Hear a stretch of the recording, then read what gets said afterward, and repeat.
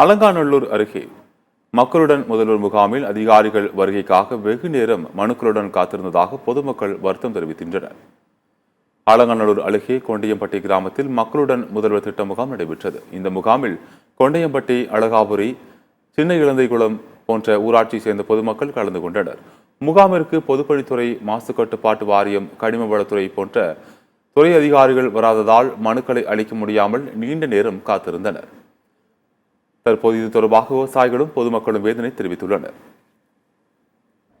மக்களுடன் முதல்வர் திட்ட முகாமில் பொதுப்பணித்துறை சார்பில் எந்த அதிகாரிகளும் வரவில்லை மற்றும் மாசு கட்டுப்பாட்டு வாரியத்துறை சார்ந்த அதிகாரிகளும் இங்கு வரவில்லை.